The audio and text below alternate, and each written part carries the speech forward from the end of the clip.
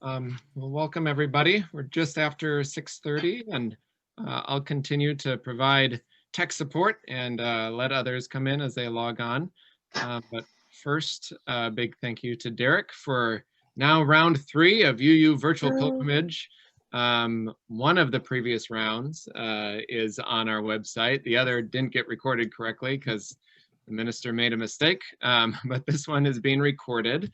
And will be on the website as well for folks who want to watch. And then we'll have the last session, session 4, next week for our forum. So you can log in there or see it after that on the website. So I'm going to spotlight Derek's video and then he can share as well. But first I invite you either in physicality or in spirit. If you have a chalice nearby, I'll light a chalice. Invite you just to take a moment to pause and breathe, or if you're eating supper, to chew, whatever works.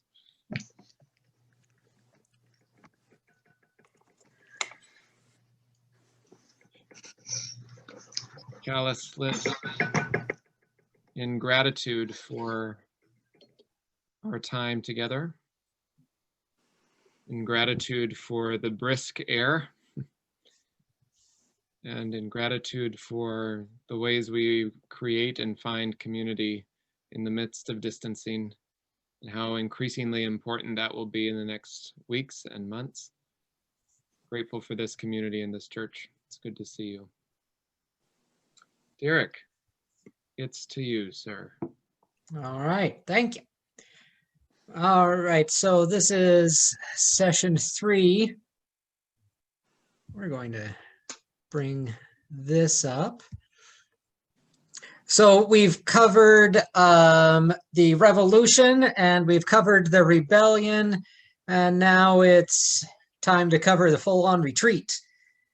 And we're going to mean this a couple different ways. So if I bring up my proposed agenda, if it's going to advance.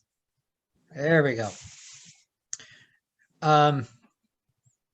So we're going to sort of move from more metaphorical retreating down to the full-on, very literal. People are going to be leaving us by the end here. Look, we're going to start with some the utopian movement that the Transcendentalists were involved in. Then we'll go into the most famous retreat of Mr. Thoreau moving off into the woods at Walden. And then we're going to end with just a quick recap of the end and start tying up a few loose ends from our major figures. So let's start with utopias. And the early 19th century in America, there were lots of utopian societies popping up. This was not a transcendentalist specific thing. Groups would gather together and try and live communally all over the place. Some of these communities were explicitly religious. The Shakers were the most well-known example at the time, but the Mormons also tried it for a period before they decided to give that one up. And that's probably why the Mormons are still around and the Shakers aren't. But then there were other utopias around that were more political or philosophical, and that's where the Transcendentalists started to fall.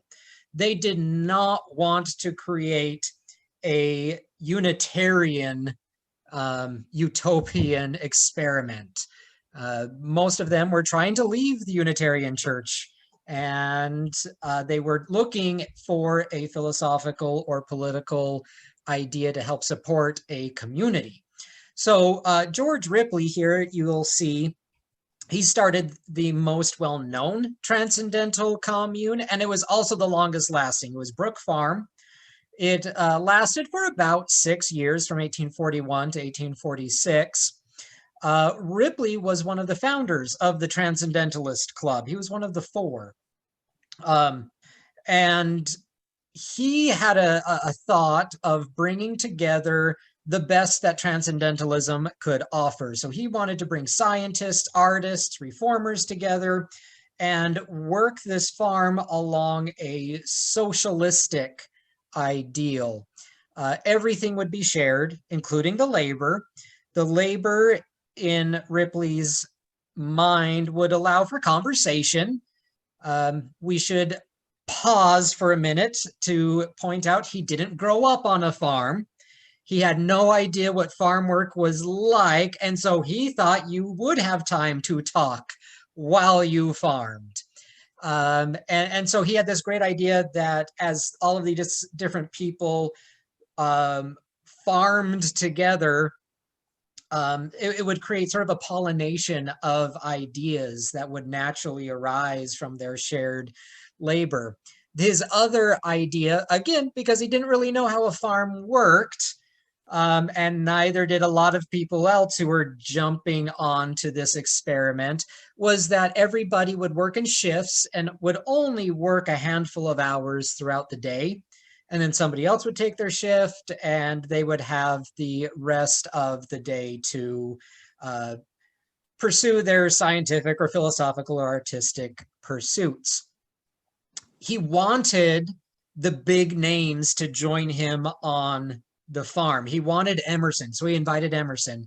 He wanted Margaret Fuller. He invited Margaret Fuller. Both of them flatly refused. They wanted really nothing to do with farming, even if it was for a good socialist cause.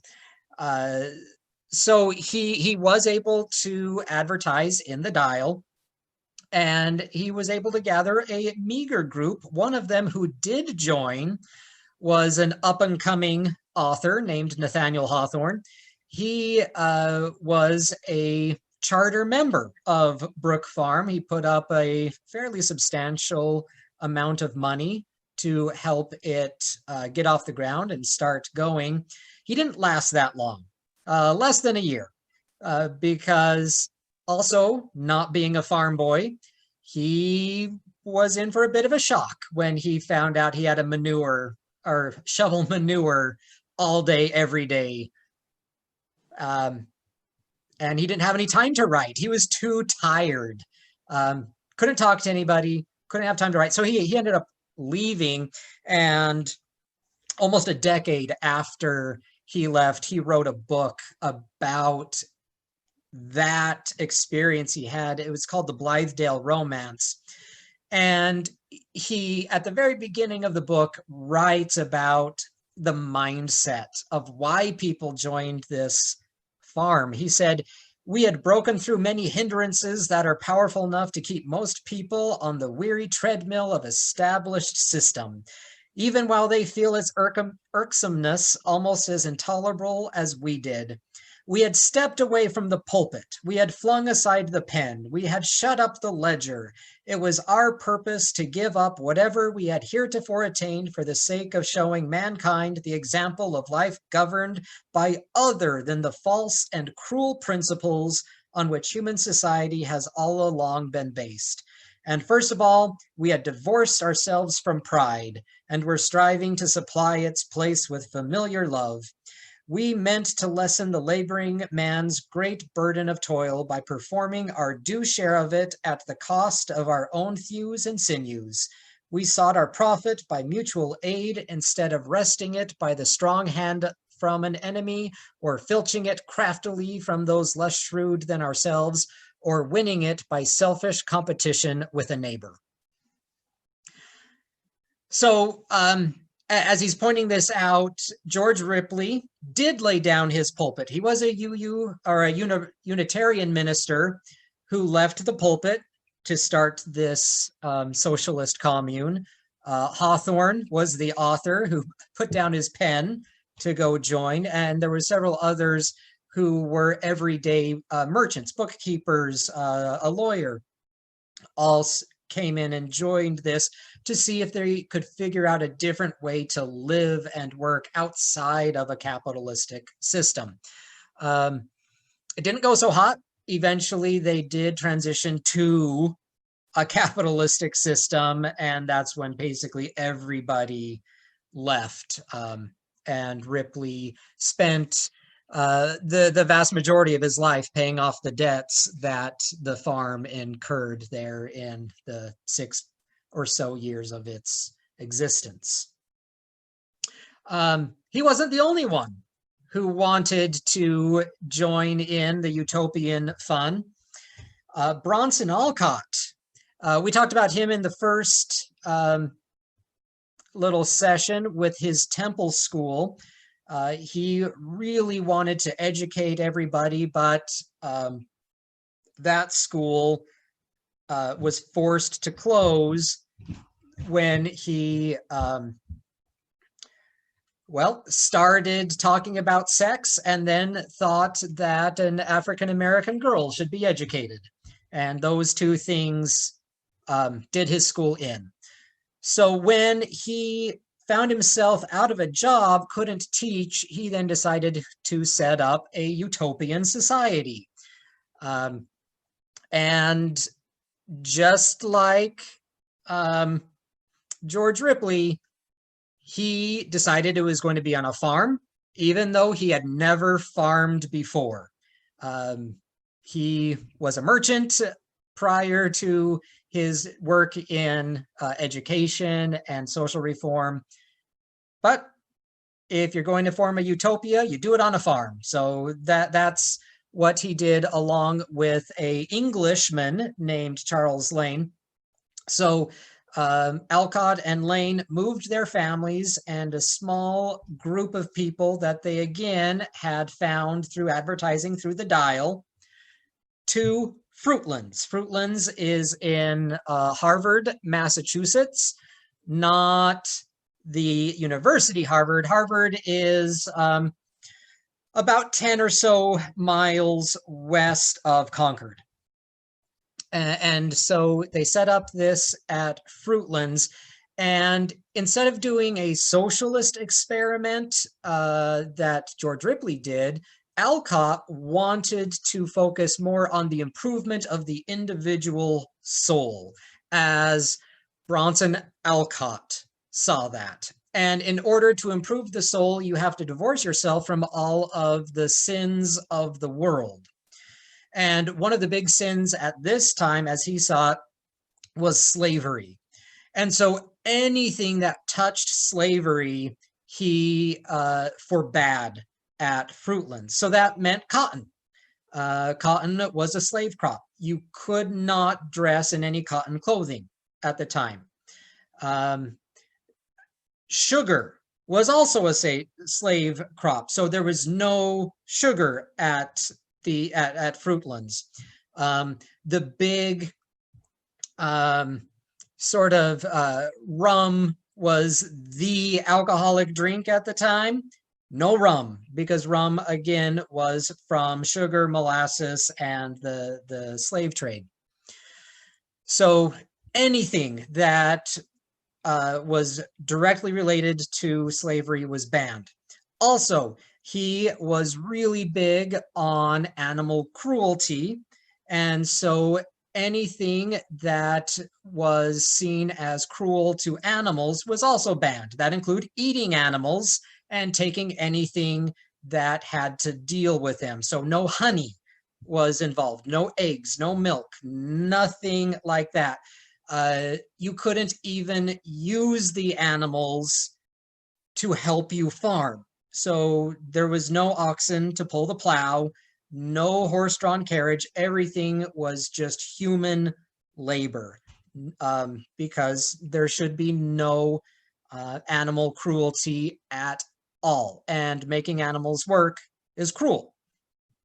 And so he really did an enforced, we would call it ethical veganism on the Fruitlands community, much to the complaint of his wife. His wife was not a fan. She wanted butter. She wanted cream. She wanted eggs. She wanted a source of protein to feed her growing family. Alcott said no, and she went along with it, for a while before she made him at least hedge a little bit and let her milk a cow. So she got some milk, she got some cream to feed her daughters. So at its inception, there were only two women at this farm. There was Abigail Alcott, Bronson Alcott's wife, and then a local school teacher named Ann Page. Ann Page lasted a couple weeks before she got caught eating a fish and was summarily drummed out of the commune. You can't break the rules. And so at that time, it was just Abigail, and there was still a very gendered division of labor. So Abigail did all of the cooking for the entire Utopia community. She did all of the cleaning for the entire Utopia community. She was supporting her own family and about 8 other men outside of her husband.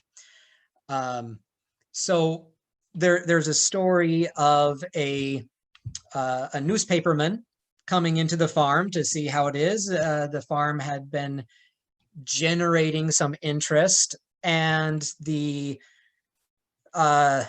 reporter was at the table talking to Abigail and finding out how the farm was run, and eventually just asked her if there was any beast of burden at the farm, and she said, only one woman. Sort of gives you an idea of how great she thought this utopia was.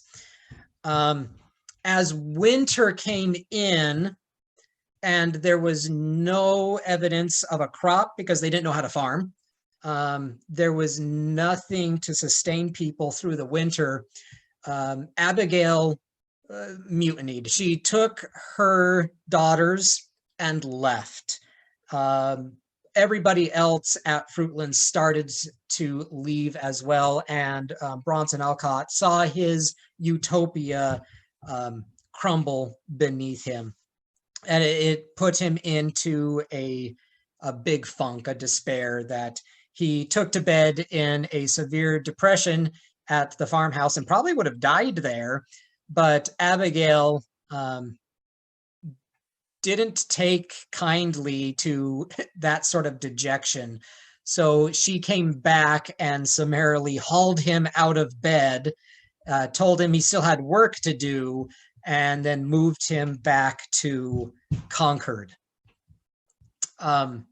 Louisa May Alcott, their daughter, was only 10 at the time, but it made a big enough impression with her, this entire experience, that when she was much older, this is in about the 1870s, she wrote a story called Transcendental Wild Oats, where she also satirized this utopian community. And in one passage, she tries to summarize how this went from her perspective.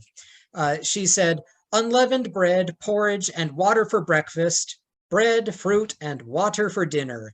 No teapot profaned that sacred stove. No gory steak cried aloud for vengeance from her chaste gridiron. And only a brave woman's taste, time, and temper were sacrificed on the domestic altar.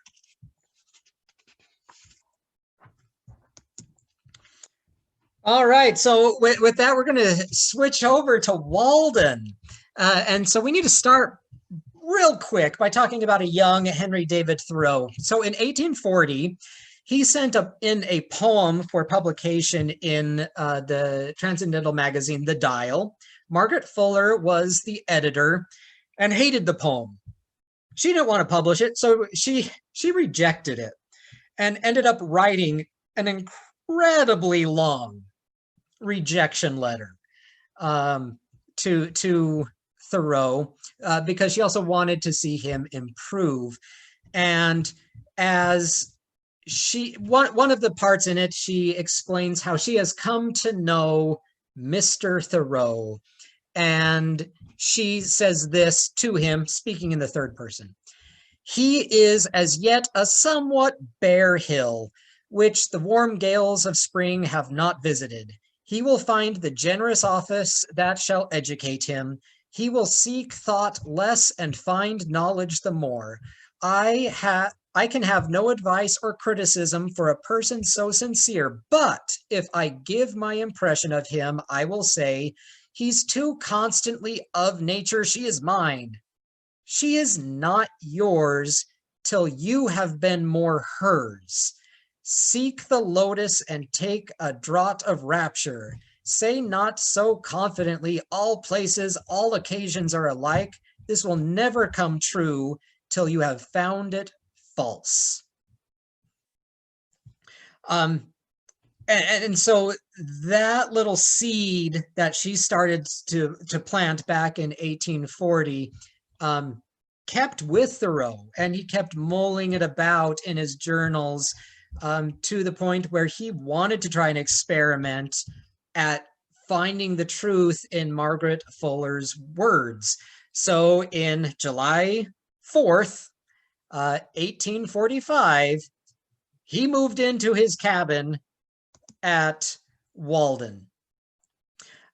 So the book, if you read Walden, it makes it sound like he's only there for a year because he structured it to go through the 4 seasons, starting in the summer, then going into fall, then winter, then spring, and then it ends. Really, he was there in all of the 2s, 2 years, 2 months, and 2 days, from July 4th, 1845 to September 6th, 1847. And here at this, you'll see in the picture the site of the actual cabin that was built on Ralph Waldo Emerson's woodlot. And then over on the other picture, a replica of the cabin. And these words that I've put up on the sign there, you can hear the echoes as he's responding to Margaret in this experiment. And I'll add just one more little part to fill in some more context. He says, I found myself suddenly neighbor to the birds, not by having imprisoned one, but having caged myself near them. I went to the woods because I wished to live deliberately, to front only the essential facts of life and see if I could not learn what it had to teach, and not, when I came to die, discover that I had not lived. And so we can see this, at least this passage in Walden, as a direct response to Margaret when she's telling him, you haven't lived, you haven't experienced, you're talking too much of knowing nature, but you haven't let nature teach you anything. You're claiming nature as yours, but you have not become hers. And so he talks about moving to the woods to imprison himself in nature, into that one spot, the one Walden Pond. And he really spends the entire book really digging down into what it is to live at Walden. And so we can see his experiment as a big distillation of utopian movements. He wanted to buck capitalism and materialism. And we see that because he wrote an entire chapter labeled Economy, where he tells people, you're spending too much money, you're working too hard, let nature take care of you. He wanted to improve himself spiritually, like Alcott said. So he wrote an entire chapter on reading and on visitors, and talked about the scriptures that he would read every morning. The scriptures he really read a lot was Indian philosophy. He read the Vedas, he read some Buddhist texts, some of the Indian or Hindu, he calls them, texts were actually translated by Ralph Waldo Emerson's father. And Emerson had given Thoreau those books out of his own personal library, and Thoreau had those copies with him at Walden. but more than that, more than his books and everything, he wanted to show the readers the ultimate transcendental ideal, the connection between nature and the human spirit. So at its most telling, the line between his descriptions of nature and his descriptions of his interior world begin to blur. The seasons of Walden Pond and the changes that happen physically become stand-ins and metaphors for the changes that are happening within him. So at one point, just to give you a quick example, he says, "A lake is the landscape's most beautiful and expressive feature. It is Earth's eye, looking into which the beholder measures the depth of his own nature." This idea of an eye, Thoreau looks into nature, into the lake, and sees nature looking back at him and shaping him through her own gaze. He ended up publishing his experiences there, Walden, or A Life in the Woods, in 1854. And in 8 years, he would be dead. So that, on that happy note, brings us to our departures. The retreats come in fast. So as we look at this list of transcendentalists that we've mentioned, both in this session and in previous, we see 3, Margaret Fuller, Henry David Thoreau, and Theodore Parker, who all died before they were 50. 2 from tuberculosis and 1 drowned. The rest of these died from various causes, but they maintained an active life right up until the end. Bronson Alcott, we'll just give a quick example.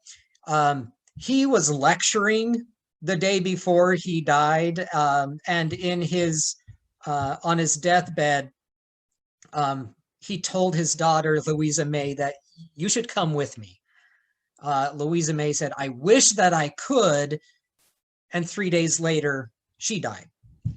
And then, Elizabeth Peabody was an activist right up until the day she died. There is one exception that we're going to talk about briefly, who, rather than living that complete life and then hitting the end, just sort of faded. And that is Ralph Waldo Emerson. So I mentioned in the previous session, Emerson had become a war hawk. He started outfitting all of the young men for the Civil War, and he started saying how great it was that people were dying and there was all this bloodshed. And the question was asked of, did he ever regret that? What happened next? And the short answer is not much, because the Civil War ended and his health problems started to begin almost immediately. 1868, he started to have these health problems, but they lingered. They lingered up until his death in 1882. And it was a very specific type of health problem. We probably would call it Alzheimer's, but that wasn't diagnosed at his time. People just realized and noticed that his memory was fading. So did he have a regret about his actions leading right up to the Civil War and his hawkishness? A little bit.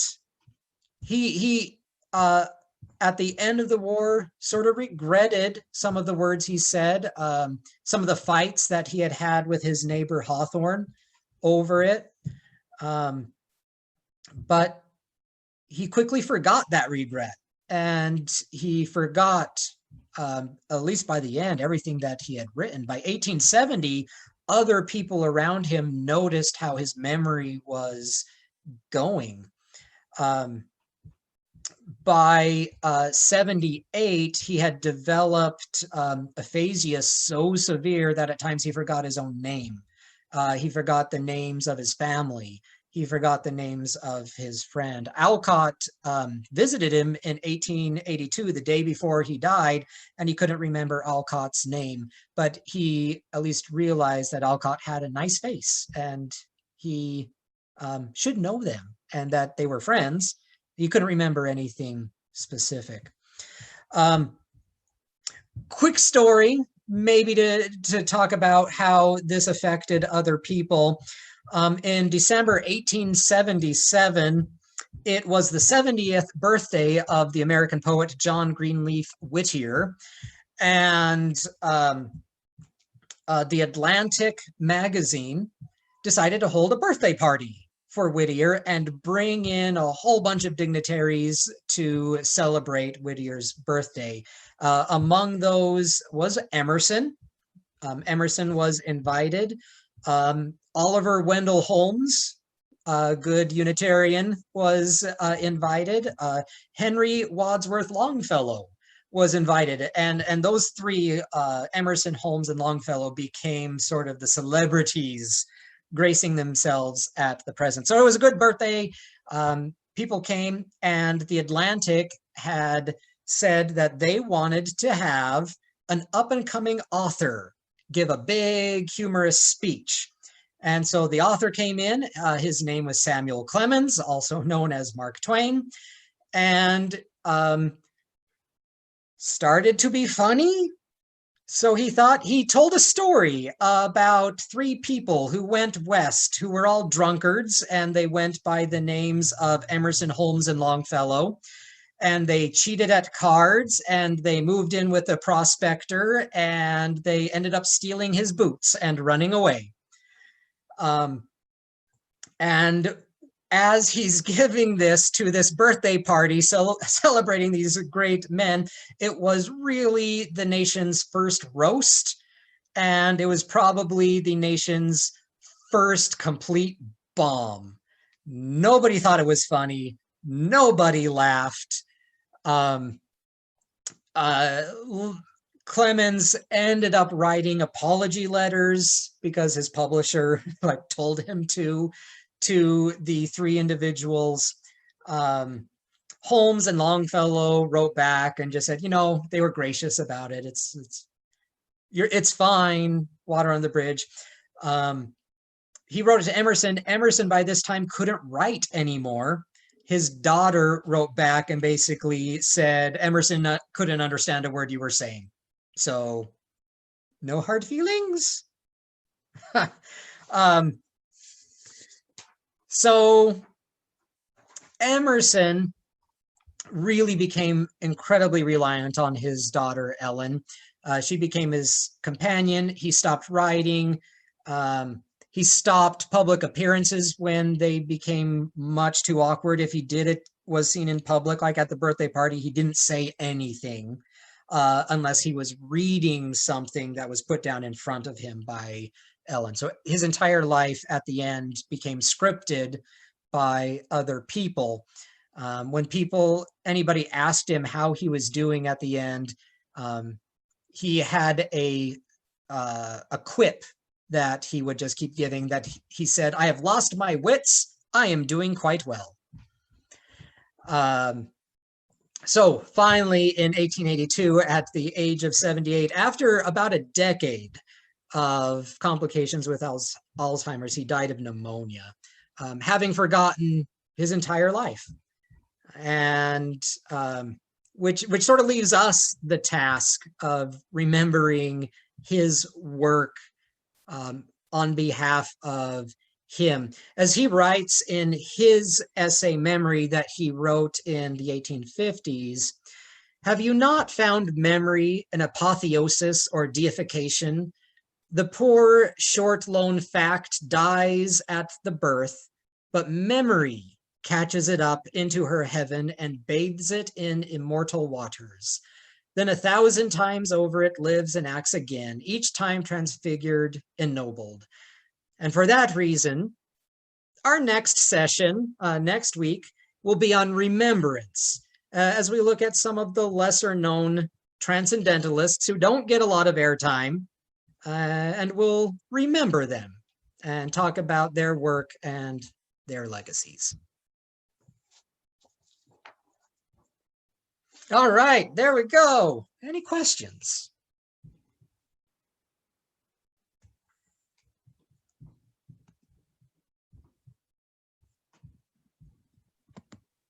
So feel free to raise your hands or unmute and speak, or you can use the chat too if you have questions as well.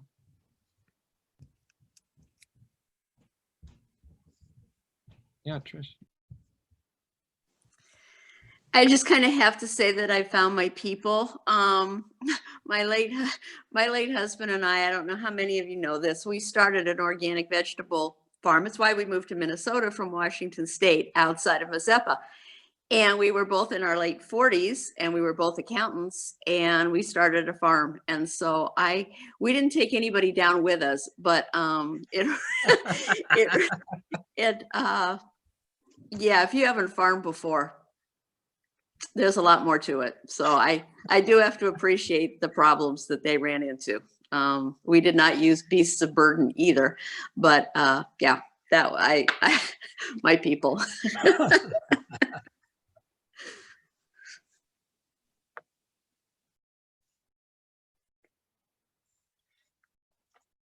Yeah, I think the one thing that George Ripley had that Alcott didn't, when he did his socialist utopia, he started all socialist, but after about a year or two, they hired somebody who knew how to farm. And so they had a good old Yankee farmer move onto the farm and basically became the foreman and started telling them how to do. And that's probably the only reason they lasted another, 5 years. Otherwise they would have gone under like everybody else. I'm curious as to what they used for clothes then, as far as if you couldn't do cotton, and I'm assuming wool was out, and no leather, obviously. I'm just, they didn't have polyester back then. So I was just kind of curious what they used or if they just lived with their clothes that they had at that point. No, it was canvas. Everything was canvas. Okay. And that's one of the reasons why everybody left once winter hit. Canvas is not a good insulator. If that's the only thing you're allowed to wear and New England winter hits, you're going to freeze to death.